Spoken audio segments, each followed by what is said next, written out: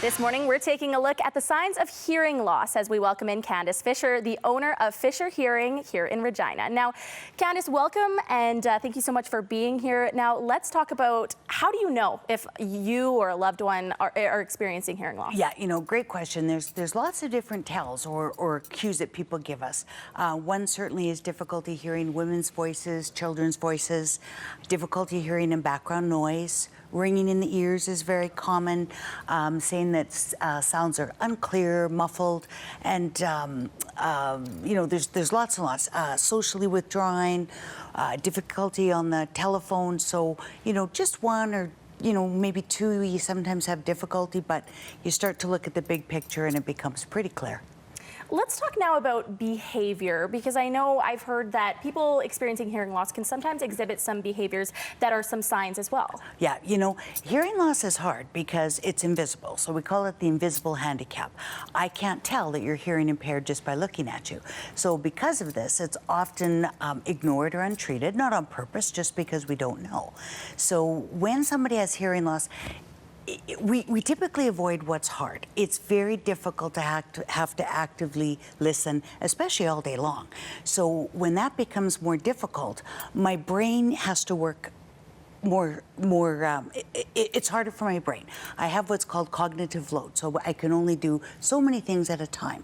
When I have to put all my energy into trying to understand a conversation, a lot of other things go to the side. So you'll find that people start to withdraw. They don't participate in things that they used to love going to. Oh, I don't go to that meeting because I can't hear, and I'm just going to have coffee at home. I don't want to go meet the girls. We just don't want to have to get involved in something or participate in something that's hard for us. Let's talk a little bit more about those behaviors and really what we should be looking for in people. Yeah, anytime somebody stops doing things, or your mom used to be really active when everybody came to the house, and now she either sits in the chair, she busies herself in the kitchen. Those are pretty good cues too. So just things to watch for, because when we start to withdraw like that, it's very hard to get people back out socially.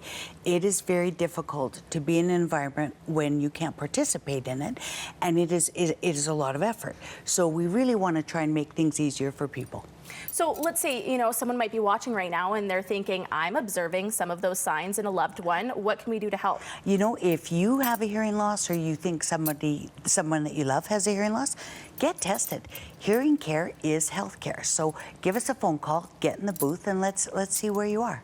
We know in this day and age, it's so easy to get overwhelmed. Our brain just gets overloaded sometimes. How does that factor into hearing loss? Yeah, that cognitive load we were talking about earlier.